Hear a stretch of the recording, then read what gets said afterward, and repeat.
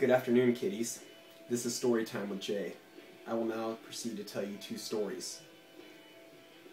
One of them might be a lie, might be the truth. We'll leave that up to you to decipher. So let's just begin with the first story. It was a very bizarre job to start with.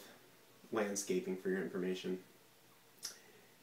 We contracted a very large job, and it was quite interesting from the beginning. We dealt primarily with the husband, had a smoking hot wife, just smoking. I was very low on manpower at the time, so I was doing most of the labor by myself. And one evening, we had gotten a call from our electrician stating that he had to be there the next morning very early. So I went over. It was about 6 o'clock at night, and I proceeded to dig the ditch for the spa. And out comes this lady in Daisy Dukes, a bra, and a Corona. And she says, "Maya, it's so hot out here. Would you like a Corona?" And I was freezing, even though I was digging. It was next to the ocean. I was freezing, and I couldn't help myself. I mean, who's not going to stare at a woman in Daisy Dukes and a bra who's beautiful? So I have the Corona, and she becomes very, very friendly with me, and she's starting to make statements about how she doesn't know if she can remain faithful or not, which obviously just threw me way, way off base.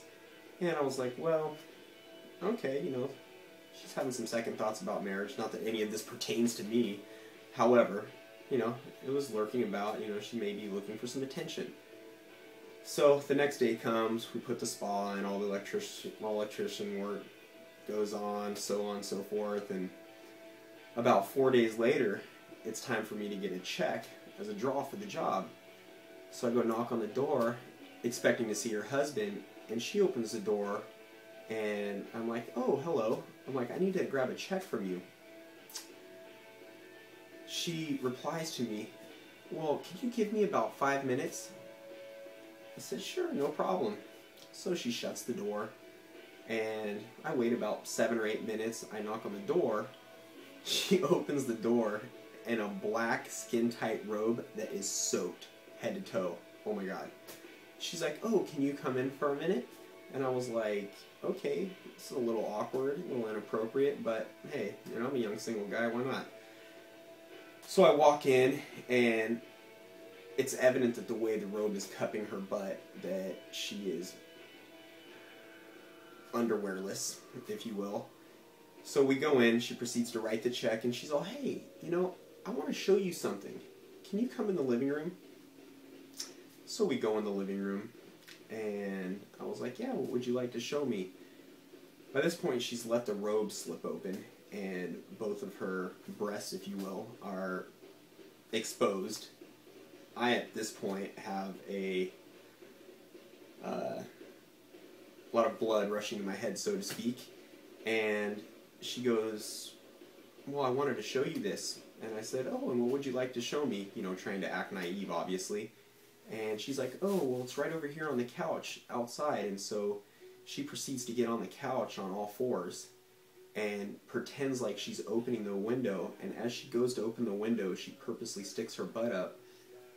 Her robe comes all the way up over her butt, and there she is. Very, very awkward. The whole A-hat is on at this time. And I'm feeling very awkward because I like her husband. He's a nice guy. However, me being a young guy, I obviously want to invade. So I did the smart thing. I walked away from the situation, and yeah, it was a very, very interesting day for me. Now, as for my second story, let me grab a cup of coffee real quick.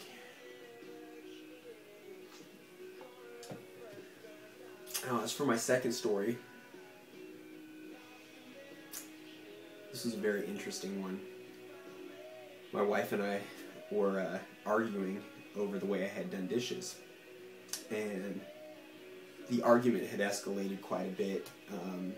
It got to the point where she was slamming stuff into the cupboards, yelling at me, called me an idiot several times, And I didn't know quite what to make of it. You know, I don't like to argue very much unless it's over money, and then I absolutely love to argue, so it was pretty much pointless, and she was getting very, very irritated for the fact that I wasn't engaging in the argument. I was like, look, they're dishes, it's over. And she got really, really pissed, and she had grabbed a pan and she went to sling it in the cupboard. Well, when she slung it into the cupboard, we had some Clorox bleach open that had spilt all over her. And it immediately started turning her little black top white. And, you know, we just both got them. It was really funny, to say the least. I just crack up about it, thinking about it to this day. Needless to say, the fight had stopped, and, you know, I just grabbed her, and, you know, we started hugging and kind of laughing about it. And then the situation just took a very serious, unsuspected turn.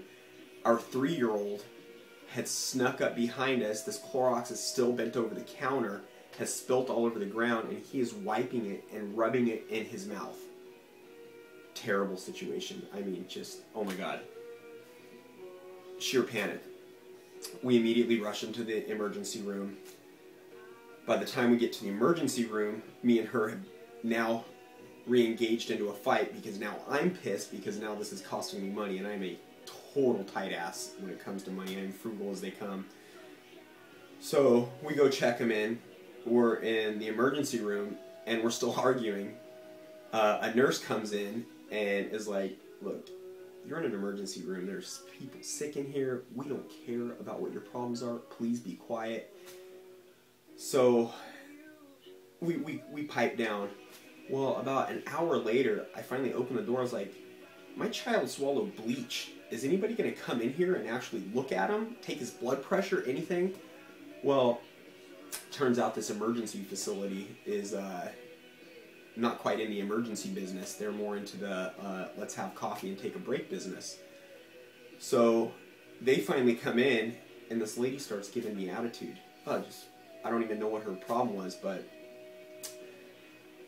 so she's proceeding to tell me that she doesn't like having people that are rude to her rushing her in her job. So, you know, I simply replied, I was like, ma'am, I understand. I have a 3-year-old child who has swallowed bleach. And she asked, well, how did he swallow bleach? So I go through the whole story. We were fighting. She slung a pan, blah, blah. And she's like, well, it sounds to me like you're negligent parents. And I just came unglued on this lady, and I was like, you listen to me, bitch. I was like, we are paying your wages right now. You will take care of my son. I want to know who your parent authority is. Right now, we're going to turn them in. And she flipped out on us. She started cussing us out, getting crazy. Well, it just turned out I happen to know somebody in the human resource department. And they happened to be walking through, and I didn't even know they worked there. So we got to yip-yapping, and turns out they were good friends, so we all made amends. However, my son got blood poisoning from the bleach. Very, very catastrophic event. The medical bills weren't that bad. The insurance covered like $5,000 of it. I had to pay $2,000. But, I mean, wild, wild morning over an argument over dishes. And, yeah, just, crazy.